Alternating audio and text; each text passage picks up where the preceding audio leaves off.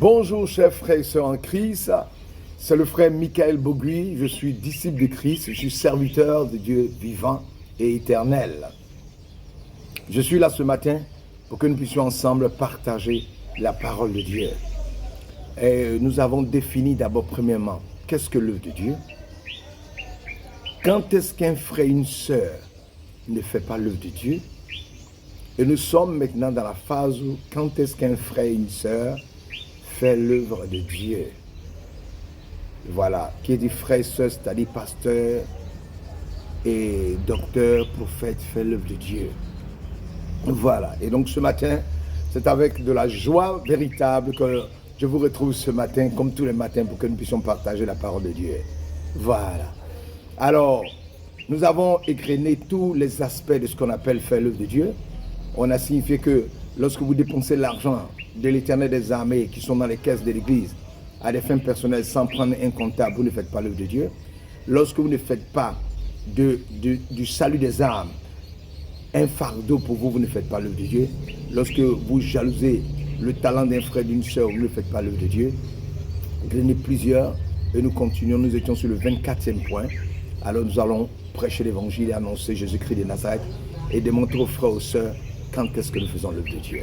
Père éternel, ce matin, c'est toi qui m'as réveillé. Je voudrais qu'éternel mon Dieu, c'est toi qui as réveillé mes frères et mes sœurs. Tu nous as permis de voir le jour, c'est une grâce, éternel mon Dieu. Nous voulons te remercier pour la vie que tu nous donnes ce matin. Nous voulons utiliser cette vie-là pour ta gloire, parce que nous sommes sauvés pour servir. Que cette parole que j'ai prêchée soit pour moi sous des bénédictions et de grâce. Et pour mes frères qui m'écoutent, une grande bénédiction, un grand changement dans leur vie, le respect de la parole de Dieu, la marche et les commandements de Dieu, c'est ce qui sera la preuve que, éternel mon Dieu, nous t'aimons et que nous marchons avec toi, parce que tu nous dis, celui qui m'aime garde mes commandements, bénis-les au nom puissant de Jésus-Christ de Nazareth. Alléluia, amen. Je vous salue depuis vos maisons, selon vos grades, vos qualités, vos rangs, dans le nom puissant de Jésus-Christ de Nazareth. Alléluia, amen. Voilà, le 24e point sur lequel nous étions, on a dit, je fais l'œuvre de Dieu si je suis patient dans l'œuvre. Je ne suis pas pressé, je suis patient. Il est possible que nous puissions voir très tôt les résultats de notre travail en faisant l'œuvre de Dieu. Mais quelquefois, il faut attendre longtemps, voire très longtemps, avant de voir les qualités, avant de voir les résultats de cette œuvre. Le Seigneur, il est le seul qui sait ce qui est bon et ce qui est juste. Lorsque nous prêchons l'évangile, nous devons être patients. Nous pouvons avoir prêché à quelqu'un aujourd'hui et lui donner un traité. Et c'est peut-être dans 7-8 mois, quand il travaille de moins difficile, qu'il va prendre le traité et sa conversion va automatiquement se manifester. De temps en temps, ou de temps à autre, Dieu éprouve notre patience. Il se peut même que nous ayons prêché l'évangile, que nous n'ayons eu aucun résultat sur cette terre-là. Mais ne soyons pas découragés. C'est Dieu qui sème. Nous nous prêchons et c'est Dieu qui sème dans les cœurs. Mais une chose est sûre, c'est au plus tard, au tribunal de Christ, nous saurons que la personne à qui j'ai prêché, là, il n'a pas accepté le Seigneur maintenant, mais au tribunal de Christ, je considérais qu'il a été sauvé. J'ai prêché, il n'a pas accepté sur le champ, mais après, il a accepté Jésus. Lorsque nous considérons nos vies comme Dieu le voit, c'est en ce moment que l'on verra les conséquences bénies qu'aura eu chaque service et chaque engagement pour lui. Paul écrit aux Philippiens, pour ma gloire au jour de Christ, en témoignage que je n'ai pas couru en vain ni travaillé en vain. Philippiens 2,16. Le jour du Christ fait référence au tribunal de Christ, au royaume en puissance et en gloire, qui lui fera suite. C'est-à-dire, qui fera suite à Christ. Lors de ces jours à venir, nous aurons sûrement de nombreuses surprises positives ce jour-là.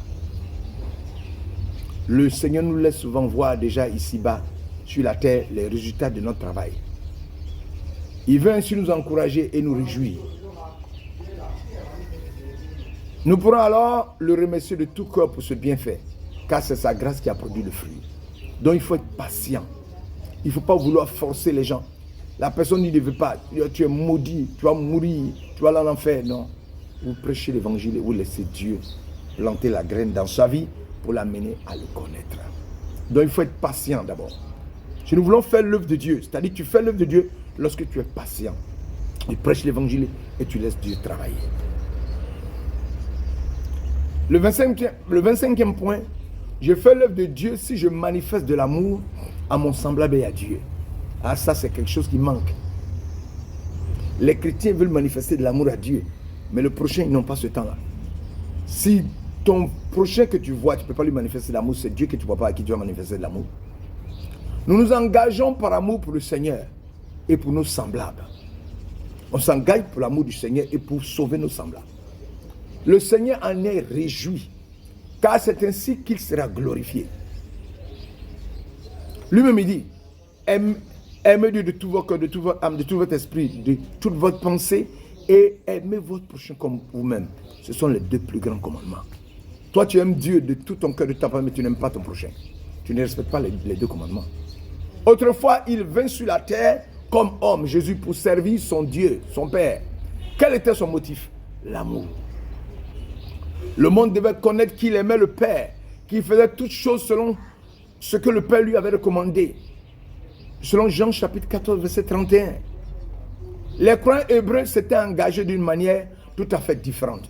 Celui qui leur écrit les encourage en ces mots. Dieu n'est pas injuste pour oublier votre œuvre et l'amour que vous avez montré pour son nom, ayant servi les saints et les servants encore. Hébreux chapitre 6, verset 10. Par ces exemples, nous voulons motiver les frères et sœurs à manifester de l'amour. À ne pas tant parler d'amour seulement, mais à le manifester. À manifester de l'amour dans notre façon d'agir et de servir selon 1 Jean chapitre 3, verset 18.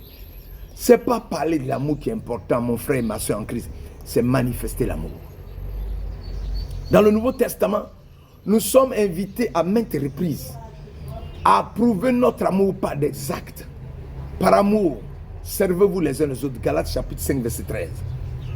Ceci est d'une part l'attachement au Seigneur et d'autre part l'amour l'un envers l'autre comme rôle moteur dans le service l'un auprès de l'autre. Mon frère, il faut manifester l'amour. Les gens disent en général dans nos assemblées, il n'y a pas de manifestation de l'amour. Mais manifeste l'amour à ton frère. Ceci est une part d'attachement au Seigneur en lui manifestant l'amour. La Bible déclare dans 1 Corinthiens chapitre 16 verset 14 que toute chose parmi vous se fasse dans l'amour. Chaque activité doit être accompagnée de l'amour divin. Tout ce que tu fais dans l'œuvre de Dieu doit être, si ce n'est pas accompagné de l'amour divin, c'est il dit, vous pouvez opérer des miracles, vous pouvez faire des miracles, vous pouvez prêcher, vous pouvez annoncer, vous pouvez prophétiser. Mais si vous manquez l'amour, vous êtes comme un airain qui sonne où il n'y a pas de son. Mon frère, tu ne fais pas l'œuvre de Dieu actuellement parce que tu ne manifestes pas l'amour à ton prochain. C'est pourquoi chaque fois que nous accomplissons un travail pour le Seigneur, nous avons à examiner si le motif de notre travail, notre œuvre est empreint d'amour. Amour pour le Seigneur, mais aussi amour pour chacun de ceux que nous servons. Il ne s'agit pas de servir le Seigneur par habitude ou par conscience ou par conscience du devoir. Non. Ou pour donner satisfaction à des gens. Je vais prêcher l'évangile pour que les gens me voient. Je vais prêcher l'évangile pour qu'on dise que je fais l'œuvre. Non. Pour donner satisfaction à des gens. Non. J'ai commencé à prêcher l'évangile avant 2017. Et je continue de prêcher. Si ce n'était pas l'œuvre de Dieu, ça allait s'arrêter. Mais je persévère toujours jusqu'à ce que je quitte cette terre. Je vais prêcher l'évangile. Non pour les êtres humains. Il y a des personnes qui me demandent, mais tu as combien de vues? Je dis, ce n'est pas mon problème, les vues. Si une âme est sauvée, c'est l'essentiel. Moi, je n'entre pas dans les vues. Les vues, c'est le monde qui cherche ça. Amour pour le Seigneur, mais aussi pour chacun de ceux que nous servons. Il ne s'agit pas du devoir. Il s'agit d'aimer. Satisfaisons, donnons l'amour. Nous agissons par amour, c'est là notre motivation. Tu dois agir par amour. Quand tu prêches, c'est là ta motivation. Ce qui est fait par amour a une valeur durable. Parce qu'il rentre dans l'éternité puisque Dieu est amour. La 26e raison qui dit que tu fais l'œuvre de Dieu, Je fais l'œuvre de Dieu lorsque j'apprends à compter mes jours. Quelqu'un va me poser la question, compter mes jours comment? Je vais t'expliquer. La Bible déclare dans le psaume 90, verset 12. Enseigne-nous ainsi à compter nos jours, afin que nous en acquérions un cœur sage. Il vaut la peine de réfléchir un peu au temps pendant lequel nous pouvons servir le Seigneur. Le temps que Dieu t'a donné là, utilise-le pour servir l'Éternel. Ne gaspille pas cela à te promener, à danser, à jouer. Non. Il vaut la peine de réfléchir un peu au temps pendant lequel nous pouvons servir le Seigneur. Il en est en effet limité, le temps est limité. J'ai un temps à vivre sur cette terre et je vais quitter la terre un matin. Donc je dois faire l'œuvre de façon précipitée, aller vite pour pouvoir faire le maximum d'âmes gagnées à l'Éternel. Nous pouvons considérer ce sujet à deux points de vue. D'abord, le temps de travail est généralement limité du fait que l'œuvre du Seigneur, pendant le temps de la grâce, a un commencement et une fin. Il y a des pays où on ne peut plus prêcher l'évangile. On prêchait l'évangile là-bas avant, mais on ne peut plus prêcher maintenant. Maintenant, pendant qu'il est encore temps qu'on nous donne l'opportunité de prêcher, prêchons l'évangile. Jésus a commencé avec sa victoire à la croix et sa résurrection avant environ 2000 ans. Et cela se termine par son retour lorsqu'il viendra nous prendre. C'est le laps de temps pendant lequel l'œuvre du Seigneur s'accomplit sur la terre. Ce n'est pas fortuitement que le chapitre 15 du premier épître aux Corinthiens se termine par une mention concernant l'œuvre du Seigneur. L'apôtre parle dans ce chapitre d'abord d'une manière détaillée de la victoire du Seigneur Jésus à la croix, qui est démontrée par sa résurrection. Il considère en outre l'instant glorieux du retour de Jésus, du Seigneur Jésus, lorsque les croyants délogés ressusciteront, délogés du sépulcre ressusciteront. En ces deux moments se déroule la vie du croyant. Christ est mort, il est ressuscité, il est allé au ciel. Notre vie se déroule jusqu'à ce qu'on arrive au moment où il vient pour son avènement.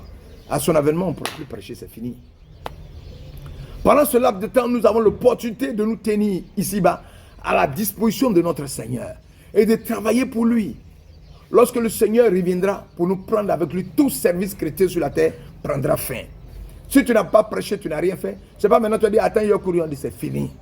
C'est pour cela que le Seigneur a dit à ses esclaves, trafiquez jusqu'à ce que je revienne. Luc 19, 13. Esclave, ça veut dire que ses enfants, ceux qui lui sont soumis. Ce n'est pas esclave en tant qu'esclave. Luc 19, 13. Trafiquez jusqu'à ce qu'il vienne. Prêchez l'évangile, annoncer Jésus avancé. Voilà. Le 27e point qui montre que tu fais l'œuvre de Dieu. Faire l'œuvre de Dieu, c'est savoir que nous avons peu de temps. Je l'ai expliqué dans le premier élément.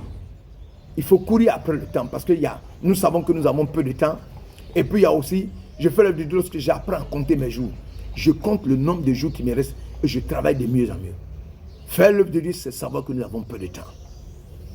Mon frère, nous pensons d'autre part au fait que l'espérance de vie de chaque homme sur la terre est limitée. Personne ne sait quand elle prendra fin. Mais nous savons qu'un jour on quittera la terre. Cela vaut également pour les enfants de Dieu. Parce que les païens meurent, les chrétiens meurent aussi. Aussi longtemps que nous sommes en vie, nous pouvons servir notre Seigneur. Seul le jour d'aujourd'hui nous appartient, mais pas celui de demain. C'est pour cette raison que nous avons à nous engager aujourd'hui dans son œuvre et non pas remettre à demain ce que nous pouvons faire aujourd'hui. Certes, il y a beaucoup d'excuses, mais ne compte pas pour Dieu. Je vais te citer ces excuses-là. Ne dis pas, je suis trop jeune. Jérémie allégua un jour cette excuse-là.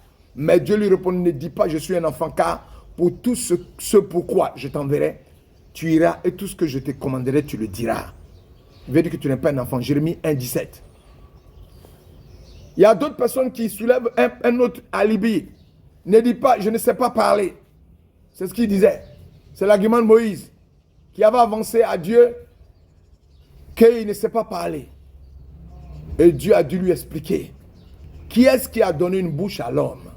C'est moi Dieu. Ou qui a fait qu'un individu peut être muet ou sourd? C'est moi Dieu. Qu'est-ce qui fait qu'un homme voit? C'est moi Dieu. Qu'est-ce qui fait qu'une fois il y a des personnes qui naissent qui sont aveugles? Tout ça, c'est moi qui suis le maître. N'est-ce pas moi l'Éternel? Et maintenant, va, et je serai avec ta bouche, je t'enseignerai ce que tu diras. Exode 4, 11, 12. Tu as dit que je ne sais pas parler, je ne suis pas éloquent. Va avec tes défauts, Dieu va te transformer pour que tu fasses son œuvre. Tu as dit, je n'ai pas la sagesse. Je suis trop jeune. Dans l'œuvre de Dieu, il n'y a pas la jeunesse dedans. Tout le monde peut faire l'œuvre. Personne n'est trop jeune ou trop déficient pour servir Jésus-Christ. Le Seigneur nous emploie selon nos capacités que lui-même nous donne.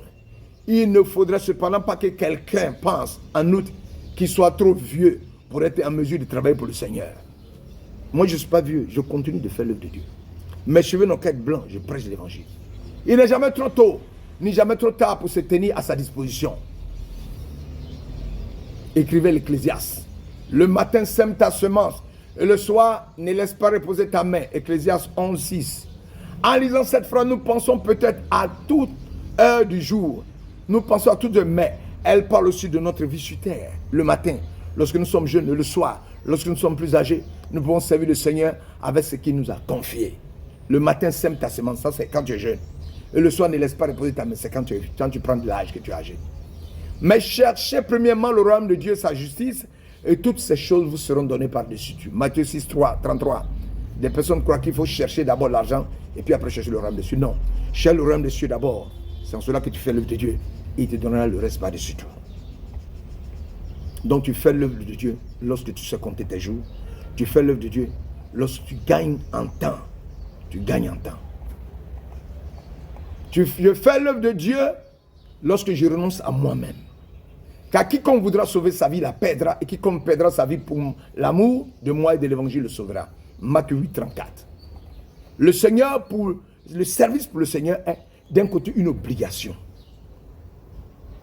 Il avait dit autrefois à ses disciples, ainsi vous aussi, quand vous aurez fait toutes ces choses qui vous ont été commandées, dites, nous sommes des esclaves inutiles. Ce que nous étions obligés de faire, nous l'avons fait. Luc 17:10.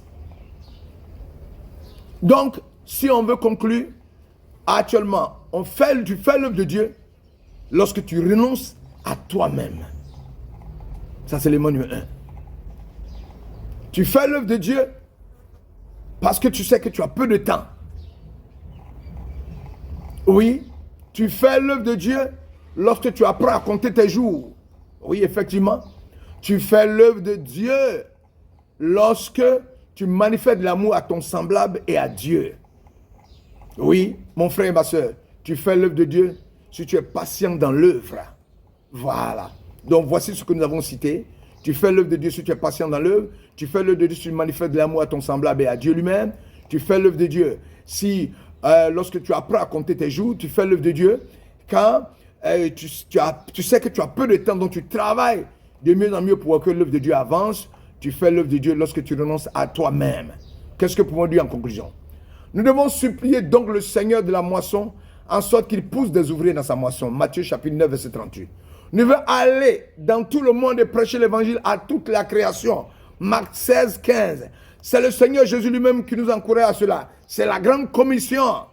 Nous remarquons que de plus qu'il n'y a relativement que peu de personnes qui, d'une manière ou d'une autre, se proposent à s'engager dans l'œuvre du Seigneur. Le Seigneur Jésus voyait cela. Et donc, il va faire quoi? Quand il va voir cela, cela déjà, d'avance, la raison pour laquelle il suppliait donc le Seigneur de la moisson, en sorte qu'il pousse des ouvriers dans sa moisson. Cela vaut pour la mission sur le plan local, sur le plan international. Toi, mon frère, toi, ma soeur, tu es invité à t'engager dans l'œuvre du Seigneur. Tu es invité à parler de Jésus-Christ de Nazareth. Ce n'est pas l'affaire des pasteurs. Tu es invité à prier afin qu'il y ait des ouvriers dans l'œuvre du Seigneur. Et la deuxième conclusion est encore plus concrète, plus personnelle. Le Seigneur dit à toi et à moi, allez, toi et moi, nous devons nous laisser employer par lui dans son œuvre. Celui qui envoie, comme le Père m'a envoyé, moi aussi je vous envoie. Jean 20, 21. Mais c'est à nous que cette parole est adressée. Entendons-nous à son appel. Sommes-nous prêts à aller travailler? Pour lui, c'est notre responsabilité de toujours travailler dans l'œuvre du Seigneur. Il ne s'agit pas là des grandes actions ou de l'activisme, mais l'activité spirituelle. Là où le Seigneur nous place, là, il faudra nous utiliser. Ne te contente pas seulement d'être sauvé, comme beaucoup de chrétiens le font. Si tu raisonnes comme cela, tu ne feras jamais l'œuvre de Dieu. Mais considère le travail pour le Seigneur comme une partie importante de la vie chrétienne. Celui qui pense ainsi est un ouvrier dans la moisson qui aime à ce que le Seigneur l'emploie et qui s'engage pour ses intérêts. Vivons non seulement pour nous-mêmes et pour nos intérêts. Non, pas ça. Nous devons vivre pour faire l'œuvre de Dieu. Nous disons peut-être, je ne peux pas faire cela, je suis trop jeune, je suis trop vieux, je suis trop occupé, je ne suis pas assez doué. Nous pensons même peut-être cela. cela ne vaut plus la peine car nous vivons des temps de déclin et de décadence. Un exemple pour cela, les besoins des hommes, qu'il s'agisse de croyants ou d'incrédules, sont grands. Quel regard leur portons-nous? Le Seigneur nous invite encore maintenant ce matin, à travers le passage biblique de Jean 4, 35. Levez vos yeux et regardez les campagnes, car elles sont déjà blanches pour les moissons. Il y a beaucoup d'excuses, mais le Seigneur peut-il les considérer comme valables? Je répète, chacun peut et chacun doit collaborer. Les enfants à l'école, les jeunes dans l'apprentissage, les adultes au travail, chacun sait où il peut rendre témoignage pour lui. À la maison, pendant le temps libre, en promenant en vacances, en voyage, à l'hôpital, dans la maison de retraite. Il est dit dans Ecclésiaste 1:11, jette ton pain sur la surface des eaux. Je voudrais maintenant ne mettre l'accent que sur le mot ton. Il s'agit de ton pain et de mon pain, mon frère. Le Seigneur a mis en toi, en moi, quelque chose dans notre main, qui est notre pain. Ce n'est peut-être pas beaucoup, mais ce n'est pas cela qui importe. Ce qui compte, c'est de s'investir dans l'œuvre du Seigneur.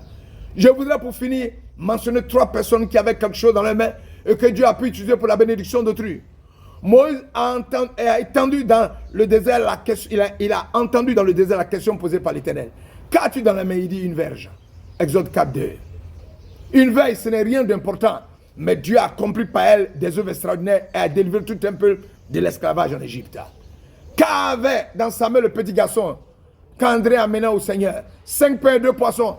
André demandait alors avec un air dubitatif, mais qu'est-ce que cela pour tant de monde? Jean 6:9. Il allait être surpris. Ce petit pain-là, 5000 hommes ont pu être rassasiés. Il y avait beaucoup de morceaux en reste. Qu'avait Eliezer dans ses mains? L'un des hommes forts de David dans sa main. Seulement une épée. Qu'est-ce contre une supériorité numérique des Philistins? Et pourtant, il se déchaîna avec courage pour combattre contre les Philistins. Un seul individu avec une épée dans la main contre une armée philistine. Lisons le récit dans la Bible. Il se leva et frappa les Philistins jusqu'à ce que sa main fût lasse et sa main demeura attachée à l'épée. Et l'Éternel opéra une grande délivrance ce jour-là. Et le peuple revint avec Eliezer seulement pour piller. 2 Samuel 23:10. Trafiquer jusqu'à ce qu'il revienne. Le Seigneur s'adresse à toi et à moi. Allons dans la moisson, travaillons pour lui. C'est en cela que nous démontrerons notre amour pour Dieu et que nos cœurs pourront nous suivre dans le ciel de gloire. Ah, nos œuvres pourront nous suivre dans le ciel de gloire. Nos œuvres pourront nous suivre dans le ciel de gloire. Sois béni, mon frère, ce matin. C'est le message qu'il va te donner. Allons faire l'œuvre du Seigneur. Lève-toi. Allons faire l'œuvre du Seigneur. Ce n'est pas une affaire de pasteur. Allons la faire dans le nom de Jésus. Oh Père, bénis mon frère qui vient de m'écouter. Et dis-lui que nous devons aller faire l'œuvre du Seigneur. Touche son cœur pour qu'il aille faire l'œuvre du Seigneur et que la gloire te soit rendue au nom puissant de Jésus-Christ de Nazareth. Alléluia. Amen. Soyez bénis dans vos maisons. Je vous aime de l'amour du Dieu vivant. Alléluia. Amen.